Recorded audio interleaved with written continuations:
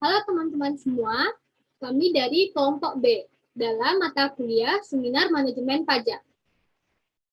Kami dari kelompok B akan membahas mengenai manajemen pajak atas penghasilan. Sebelumnya, mari kita perkenalkan dulu anggota dari kelompok B. Anggota kelompok B ada saya, Valentin, BP 1810532017. Kemudian ada Arif Harlin, BP 1810532040, dan Naufal Alwanda, BP 1810532058. Pada kesempatan kali ini, kami akan menjelaskan mengenai manajemen pajak atas penghasilan, tax planning, dan pengendalian atas penghasilan usaha dan penghasilan lainnya. Yang pertama, yaitu tax planning, pengelompokan jenis penghasilan untuk menghitung angsuran masa PPh pasal 25. Yang pertama, angsuran PPh tahun berjalan. Sistem angsuran pajak tahun berjalan memerlukan taksiran penghasilan, apakah berdasarkan penghasilan tahun lalu atau penghasilan dari bagian tahun berjalan disetahunkan. Oleh karena banyaknya perubahan yang terjadi, yang mempengaruhi keuangan wajib pajak atau sebuah negara, maka penyesuaian atau dinamisasi besaran angsuran harus dapat dilakukan. Namun, di lain pihak, terkadang kala proses dinamisasi angsuran dikesampingkan, sehingga kekurangan atau kelebihan angsuran secara sederhana terkoreksi dalam jumlah akhir pada saat penyampaian SPT. Selanjutnya, angsuran PPh pasal 25. Angsuran pajak penghasilan pasal 25 untuk wajib pajak orang pribadi pengusaha tertentu ditetapkan sebesar 0,75% dari jumlah peredaran bruto setiap bulan dari masing-masing tempat usaha yang berbeda dengan tempat tinggal wajib pajak. Pembayaran angsuran PPh pasal 25 ini dari masing-masing tempat usaha merupakan kredit pajak atas penghasilan yang terhutang untuk tahun pajak yang bersangkutan. Peraturan perundang-undangan terkait PPh pasal 25 diatur dalam Peraturan Menteri Keuangan Republik Indonesia Nomor 215 PMK 03/2018. Yang kedua, pengelompokan jenis penghasilan, yaitu terdiri dari pertama, penghasilan dari pekerjaan dalam hubungan kerja dan pekerjaan bebas.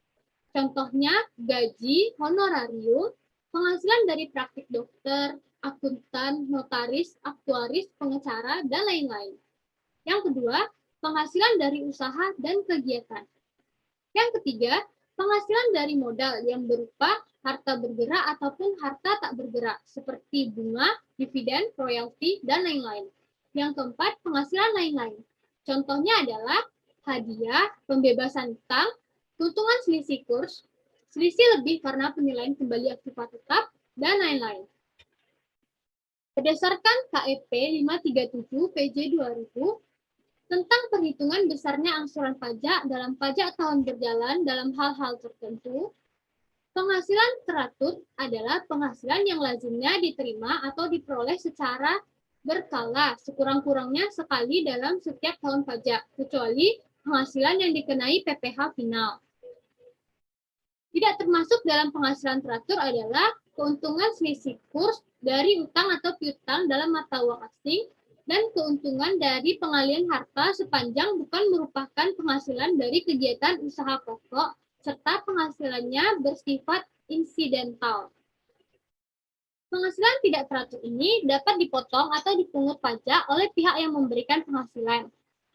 Dalam hal perhitungan angsuran masa PPh pasal 25, penghasilan tidak teratur harus dikeluarkan terlebih dahulu dari perhitungan angsuran PPh pasal 25.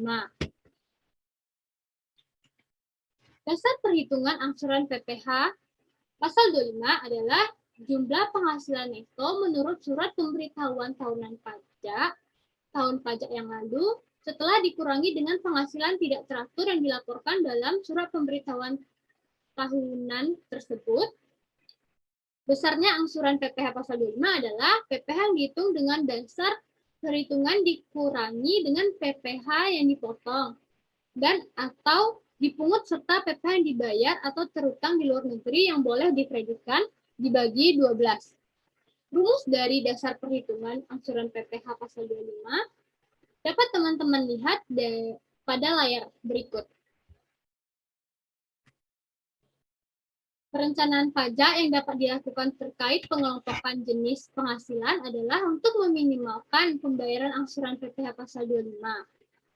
Jika penghasilan tidak teratur, tidak dikelompokkan, dan tidak dicatat sesuai dengan transaksi yang sebenarnya, maka angsuran PPh pasal 25 yang dibayar setiap bulannya menjadi lebih besar dan dapat berefek menjadi lebih bayar pada SPT tahunan PPh Badan tahun berikutnya. Yang ketiga, kita bahas mengenai foreign exchange revenue. Berdasarkan UU PPh pasal 4 ayat 1 huruf I, keuntungan selisih kurs merupakan objek PPh. Keuntungan selisih kurs dapat disebabkan oleh fluktuasi kurs mata uang asing atau karena adanya kebijakan pemerintah di bidang moneter. Terdapat dua pilihan pembukuan falas, yaitu yang pertama berdasarkan kurs tetap atau kurs historis, yaitu dengan mengakui keuntungan selisih kurs pada saat realisasi falas. Yang kedua, berdasarkan kurs tengah BI atau kurs yang sebenarnya berlaku pada akhir tahun per tanggal neraca, dengan mengakui keuntungan selisih kurs pada setiap akhir tahun dan saat realisasi. Undang-Undang PPh memilih mengikuti praktik pembukuan wajib pajak yang diselenggarakan secara taat azas sesuai dengan SAK yang berlaku di Indonesia. Saat ini mengacu pada PSAK 10 tentang transaksi dalam mata uang asing. Yang keempat, yaitu mengenai rekonsiliasi peredaran usaha dan penghasilan lainnya dengan DPP PPN keluaran dan DPP PPh yang dipungut atau dipotong. Dalam melakukan perencanaan pajak, wajib pajak perlu melakukan rekonsiliasi peredaran usaha dan penghasilan lainnya dengan omset PPN. Hal ini merupakan salah satu cara untuk mendeteksi apakah PPN yang kurang setor atau PPh yang justru kurang bayar. Pada pemeriksaan pajak, rekonsiliasi antara penghasilan yang dilaporkan pada SPT Badan dan dasar pengenaan pajak untuk pajak keluaran pada SPM PPN adalah situasi hal yang lazim.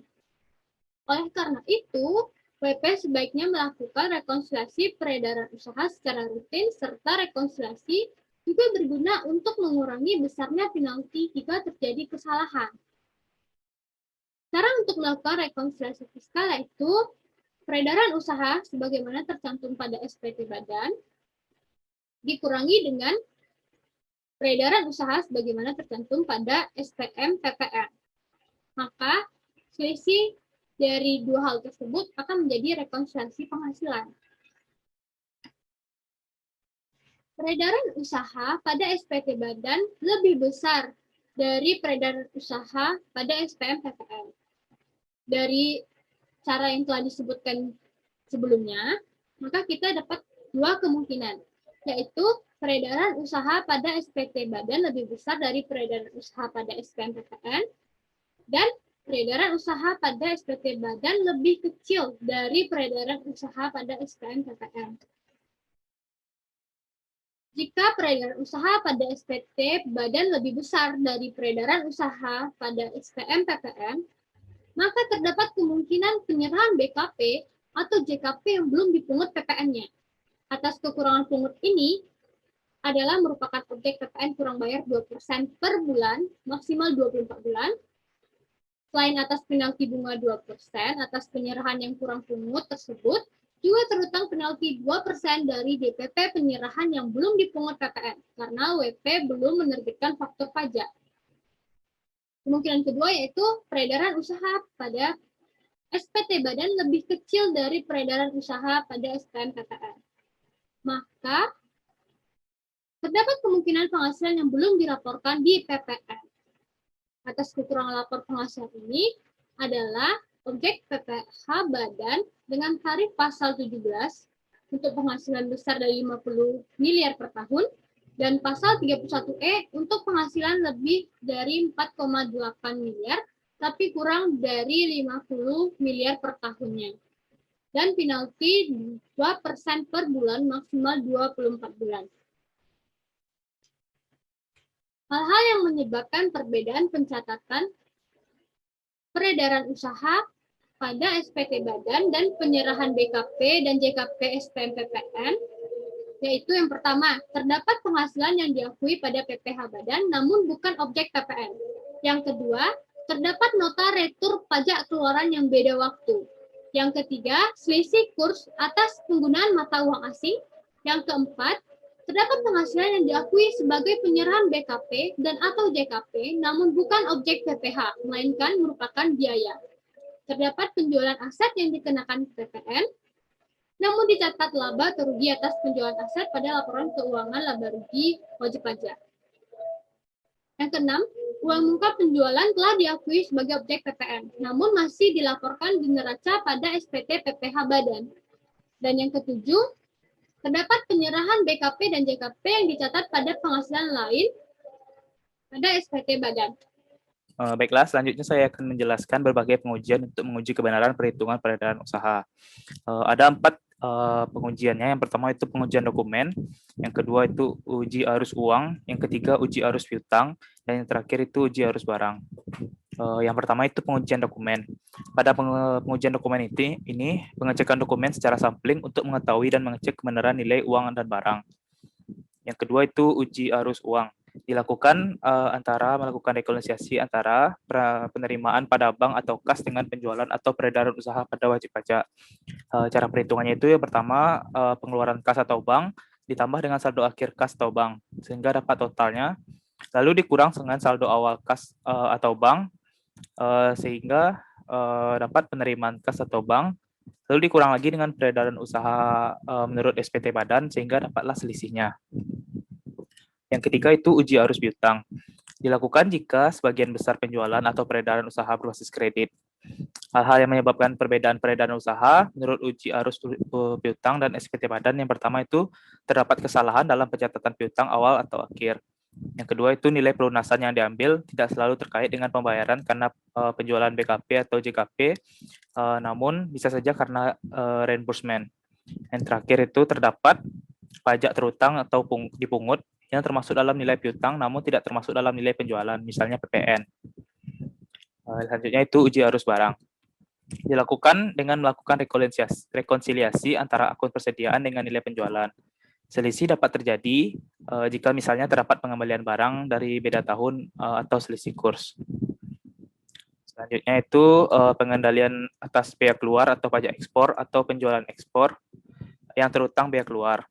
Menurut PMK nomor 128 garis miring PMK nomor 11 tahun 2011, bea adalah bea keluar adalah pungutan negara berdasarkan undang-undang kepabeanan yang dikenakan terhadap barang ekspor. Terhadap perhitungan bea keluar yang pertama itu yang A, dalam hal tarif bea keluar ditetapkan berdasarkan persentase harga ekspor. Tarif bea keluar dikali jumlah satuan barang dikali harga ekspor persatuan barang dikali nilai tukar mata uang. Yang kedua itu dalam hal tarif bea keluar ditetapkan sebagai spesifik. Tarif bea keluar satuan per barang dalam satuan mata uang asing dikali jumlah satuan barang dikali nilai tukar uang barang. Selanjutnya itu hal-hal yang harus diperhatikan wajib pajak terkait bea keluar. Yang pertama itu memastikan jenis barang yang akan diekspor. Yang kedua itu memastikan tarif bea keluar yang relevan untuk jenis-jenis barang yang diekspor. Yang ketiga itu jika terdapat ketidakjelasan mengenai pengenaan bea keluar wajib pajak dan mencoba mengajukan permohonan bea keluar, permohonan penegasan kepada instansi terkait. Selanjutnya pengelolaan pajak penghasilan perusahaan.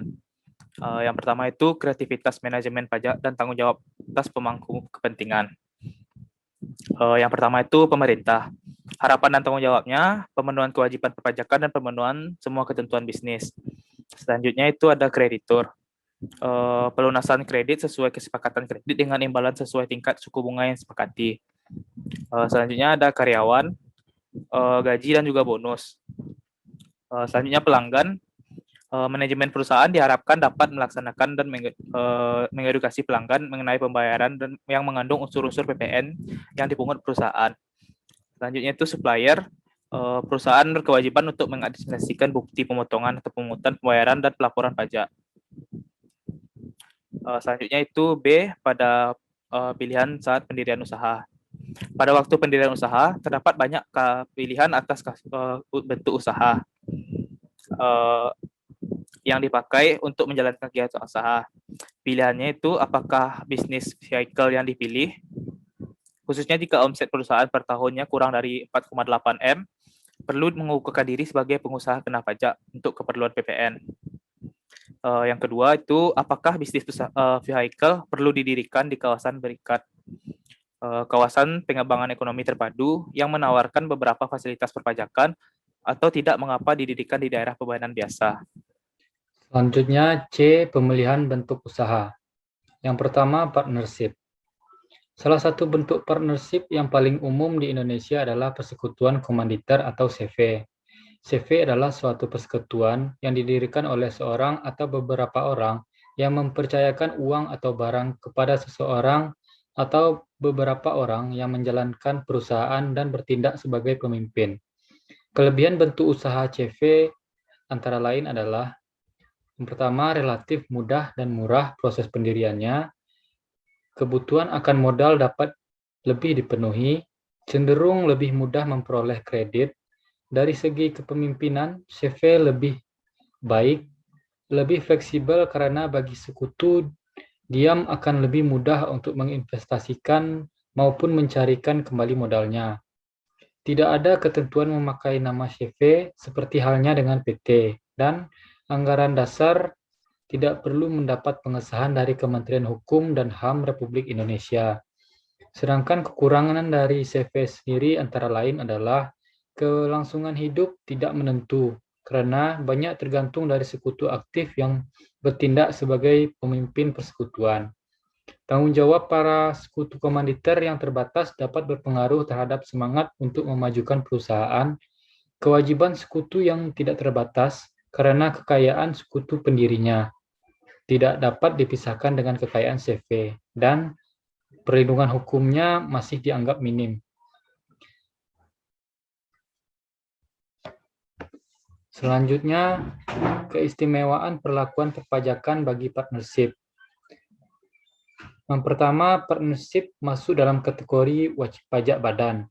Secara teori, terdapat dua pendekatan pengenaan PPh atas partnership, yaitu yang pertama, transparent tax regime, dan yang kedua, pengenaan pajak berada di level partnership, tidak tembus ke masing-masing sekutu anggota partnership. Yang kedua, pembagian laba kepada para sekutu tidak dikenakan PPh.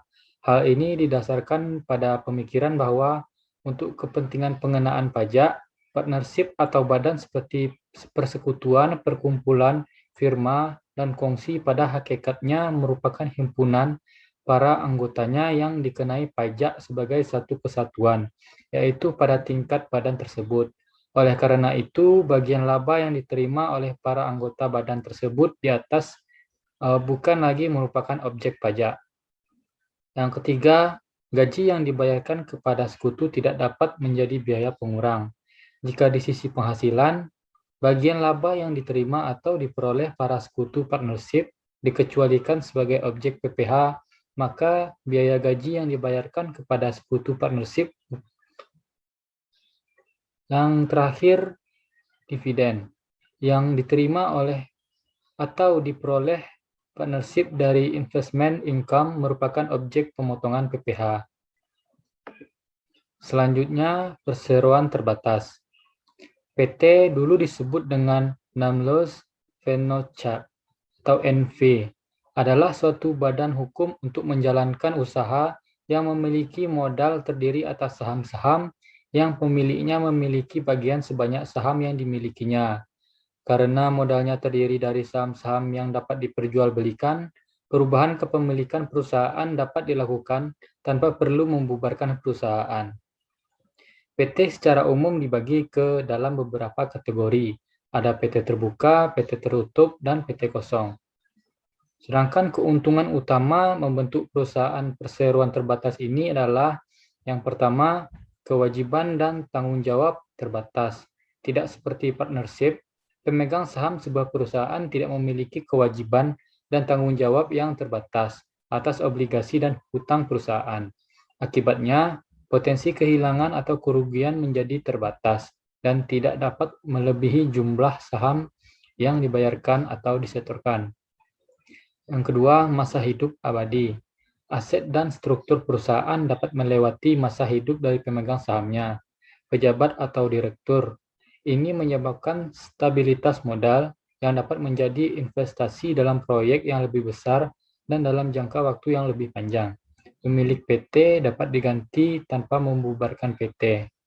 Yang ketiga, efisiensi manajemen karena adanya pemisahan antara pemilik dan pengurus. Dan keempat, modal dapat diperoleh dengan menjual saham, menerbitkan obligasi, atau memperoleh pinjaman dari lembaga keuangan. Sedangkan kelemahan dari PT sendiri terdapat pada yang pertama, kerumitan perizinan dan organisasi. Yang kedua, besarnya biaya pengorganisasian perusahaan. Yang ketiga, bidang usaha PT relatif sulit diubah karena akan mengubah akta pendirian dan sulit untuk mengubah investasi yang telah ditanamkan. Dan yang terakhir, hubungan antar perorangan juga lebih formal dan berkesan kaku. Di samping ada motif yang mungkin berbeda antara pengelola dan pemilik PT. Selanjutnya, keistimewaan perlakuan perpajakan bagi perseroan terbatas, yaitu antara lain PT wajib menyelenggarakan pembukuan, pemegang saham dapat bertindak sebagai pengelola atau komisaris, dan biaya gajinya dapat dibebankan sebagai biaya pengurang. Yang ketiga, fasilitas intercorporate dividend tax free. Berdasarkan ketentuan pasal 4 ayat 3 huruf F Undang-Undang PPH yang berlaku terhadap PT diberikan fasilitas intercorporate dividend tax free, di mana dividen atau bagian laba yang diterima atau diperoleh PT dari penyertaan modal badan usaha yang didirikan dan bertempat kedudukan di Indonesia, dikecualikan sebagai objek PPH sepanjang memenuhi syarat dalam pasal 4 ayat 3 huruf F UU PPH. Yang terakhir, keistimewaan lainnya. Beberapa keistimewaan lain dari PT sebagai kendaraan bisnis umumnya menyangkut aspek di luar perpajakan atau non-tax aspect, seperti yang pertama, profil usaha dan preferensi. Pihak pelanggan atau pemilik proyek, di mana di beberapa kasus tertentu, banyak pelanggan atau pemilik proyek lebih menginginkan mengikat kontrak pekerjaan dengan kontraktor atau penyedia jasa yang bentuk PT ketimbang bentuk legal lainnya. Permintaan tender lebih ditujukan kepada badan usaha berbentuk PT ketimbang yang lainnya karena persoalan bisnis kredensial. Yang kedua, beberapa fasilitas perpajakan pun mensyaratkan pendirian usaha dalam bentuk PT bagi mereka yang ingin menikmatinya, seperti fasilitas insentif pajak menurut pasal 31A dan 31E Undang-Undang PPH, juga fasilitas tax holiday berdasarkan Undang-Undang Penanaman Modal. Selanjutnya, perusahaan perseorangan. Pengelolaan perusahaan perseorangan dapat dilakukan sendiri tanpa adanya partner, seperti partnership maupun pemegang saham seperti pada perseroan terbatas. Perusahaan perseorangan sangat fleksibel karena mudah dibentuk dan mudah pula ditutup. Di samping itu, perusahaan perseorangan juga memiliki kelebihan dari segi pajak, yakni perusahaan dapat memilih untuk tidak menyelenggarakan pembukuan apabila omset perusahaan kurang dari 4,8 miliar per tahun. Sebagai gantinya, perseorangan yang menjalankan pekerjaan bebas dan atau kegiatan usaha tersebut dapat menyelenggarakan pencatatan. Jika wajib pajak memilih menyelenggarakan pencatatan, maka wajib pajak harus memberitahu kepada kantor pelayanan pajak tempat wajib pajak terdaftar. Selanjutnya, D. Pemilihan struktur, proses, model bisnis, dan pendekatan usaha. Yang pertama, struktur holding terintegrasi versus subsidiaries disintegrasi. Perusahaan dengan struktur holding memberikan keuntungan, terutama dalam hal efisiensi pelaporan pajak. karena perusahaan cukup menyampaikan SPT tahunan PPh Badan satu saja di tingkat kantor pusat. Jadi, satu kantor pusat dengan 10 divisi atau cabang yang menangani beberapa bidang usaha, laporan keuangannya dikonsolidasi dan digabungkan dalam satu SPT tahunan PPh Badan, karena 11 bisnis unit tersebut secara legal masuk dalam entitas usaha yang sama. Dalam hal pelaporan pajak, Indonesia sendiri menganut pendekatan entitas terpisah atau separate entity approach. Oleh karenanya, satu kantor pusat dengan 10 divisi atau cabang cukup melaporkan satu SPT tahunan PPh Badan saja.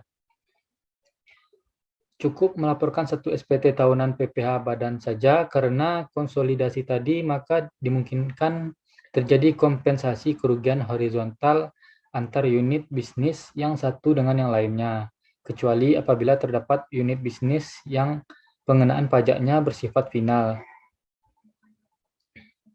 Yang kedua, pendekatan bisnis kontraktor utama subkontraktor versus joint operation untuk penanganan suatu proyek. Dalam penanganan suatu proyek, suatu entitas bisnis dapat melakukannya dengan pendekatan kontraktor utama, main kontraktor, subkontraktor, di mana ia meminta pihak lain untuk membantu sebagian pekerjaan yang menjadi porsi tanggung jawabnya kepada pihak buyer atau pemilik proyek. Dari segi perpajakan, arus transaksi termasuk semua bukti pendukung pendekatan ini mengungkap bahwa pihak subkontraktor melakukan pekerjaan untuk kepentingan kontraktor utama dan kontraktor utama berkewajiban menunaikan pekerjaan kepada pemilik proyek. Oleh karenanya, tagihan komersial dan faktur pajaknya pun dilakukan berjenjang dari pihak subkontraktor kepada kontraktor utama dan kontraktor utama kepada pihak buyer. Konsekuensinya, apabila pekerjaan yang dilakukan adalah jasa yang merupakan objek pemotongan PPh, maka akan terdapat 2 kali pemotongan PPh. Yang pertama dari pihak buyer kepada kontraktor utama, dan yang kedua adalah pemotongan PPh dari pihak kontraktor utama kepada subkontraktor. Biaya sehubungan dengan outsourcing atau pembayaran kepada pihak subkontraktor umumnya akan menjadi biaya pengurang untuk kepentingan perhitungan PPh Badan bagi pihak kontraktor utama, kecuali pekerjaan jasa yang diserahkan oleh pihak kontraktor utama kepada pihak pemilik proyek telah dilakukan pemotongan PPh yang bersifat final. Sementara itu, apabila pendekatan joint operation atau JO atau yang dipakai oleh suatu perusahaan untuk melaksanakan pekerjaannya, maka perlakuan perpajakannya tergantung pada jenis JO yang dipilihnya. Apakah JO tipe administratif atau JO tipe non-administratif. Selanjutnya, pembukuan dan pemilihan metode akuntansi yang menguntungkan. Yang pertama, pembukuan stelsel akrual versus stelsel kas campuran. Sesuai memori penjelasan pasal 28 Undang-Undang KUP, stelsel akrual adalah suatu metode penghitungan penghasilan dan biaya dalam arti penghasilan diakui pada waktu diperoleh dan biaya diakui pada waktu terutang. Jadi tidak tergantung kapan penghasilan itu diterima dan kapan biaya itu dibayar secara tunai.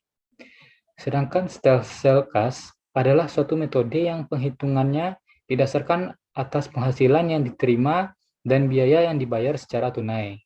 Menurut stelsel kas, penghasilan baru dianggap sebagai penghasilan apabila benar-benar telah diterima secara tunai dalam suatu periode tertentu, serta biaya baru dianggap sebagai biaya apabila benar-benar telah dibayar secara tunai dalam suatu periode tertentu. Yang kedua, sistem penilaian persediaan. Pasal 10 ayat 6 Undang-Undang PPh mengatur bahwa penilaian persediaan barang hanya boleh menggunakan harga perolehan. Penilaian pemakaian persediaan untuk menghitung harga pokok hanya boleh dilakukan dengan cara rata-rata atau dengan cara mendahulukan persediaan yang didapat pertama atau metode FIFO. Sehingga dari perspektif pajakan kita ketahui bahwa sistem penilaian persediaan berdasarkan harga perolehan yang menggunakan metode identifikasi khusus dan LIFO tidak diakui secara fiskal, Sebaliknya, metode FIFO dan rata-rata atau average secara teknis tidak memiliki kendala dari segi perpajakan dalam pengakuannya. Yang ketiga, metode perhitungan penyusutan dan amortisasi. Berdasarkan ketentuan pasal 11 Undang-Undang PPH yang berlaku, penyusutan diterapkan atas pengeluaran untuk pembelian, pendirian, penambahan, perbaikan, atau perubahan harta berwujud, kecuali tanah yang berstatus hak milik, hak guna bangunan, hak guna usaha, dan hak pakai yang dimiliki dan digunakan untuk mendapatkan, menagih, dan memelihara penghasilan yang mempunyai masa manfaat lebih dari 1 tahun dilakukan dalam bagian-bagian yang sama besar selama masa manfaat yang telah ditentukan bagi harta tersebut. Selanjutnya, F. Rekonsiliasi fiskal. Rekonsiliasi fiskal adalah suatu mekanisme penyesuaian penghasilan dan atau biaya komersial yang telah dicatat sesuai standar akuntansi dengan ketentuan atau aturan perpajakan yang berlaku. Rekonsiliasi fiskal merupakan proses yang harus dilakukan oleh perusahaan sebelum disampaikannya pelaporan SPT tahunan PPH badan. Koreksi fiskal pada pos-pos biaya pengurang menurut sifatnya dikenal 2 jenis koreksi fiskal, yaitu yang pertama beda tetap atau permanent difference, yaitu disebabkan karena perbedaan perlakuan biaya tersebut dari perspektif akuntansi laporan keuangan komersial dengan ketentuan perpajakan. Perbedaan tadi pada umumnya karena secara akuntansi, suatu biaya pengeluaran tertentu diperkenankan untuk dijadikan pengurang, tetapi untuk kepentingan perpajakan tidak boleh. Misalnya, biaya pengobatan, perumahan, dan biaya fringe benefit lain yang disediakan oleh perusahaan tidak dalam bentuk kas, melainkan dalam bentuk natura dan atau kenikmatan. Yang kedua, beda waktu atau temporary difference. Beda waktu, secara prinsip baik akuntansi maupun perpajakan sebenarnya mengakui bahwa biaya tersebut adalah deductible, namun berbeda dalam metode dan besarnya pengakuan jumlah biaya tersebut. Misalnya, biaya penyusutan atas harta berwujud, di mana metode akuntansi dan pajak memiliki perbedaan dalam hal metode perhitungan, tarif penyusutan, basis penyusutan, dan masa manfaat, sehingga pembebanan biaya menurut akuntansi dan menurut perpajakan tidak sama di satu, tetapi secara akumulatif keduanya sepakat bahwa pengeluaran untuk perolehan aktiva tetap dapat dibebankan.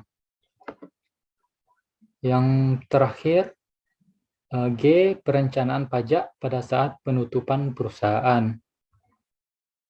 Konsekuensi perpajakan dari penutupan perusahaan adalah penghapusan nomor pokok wajib pajak atau NPWP dan nomor pengukuhan pengusaha kena pajak atau NPPKP perusahaan.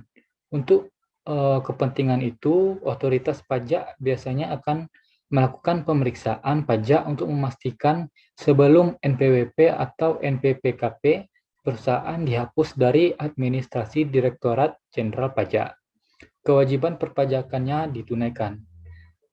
Proses penutupan perusahaan agar dapat dilakukan secara langsung dengan likuidasi perusahaan maupun bertahap dengan membuat status perusahaan menjadi tidak aktif terlebih dahulu atau dormant status sebelum membubarkan dan mengajukan permintaan penghapusan NPWP atau NPPKP.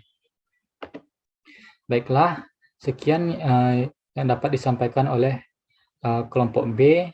Apabila ada pertanyaan, dipersilakan. Terima kasih. Assalamualaikum warahmatullahi wabarakatuh.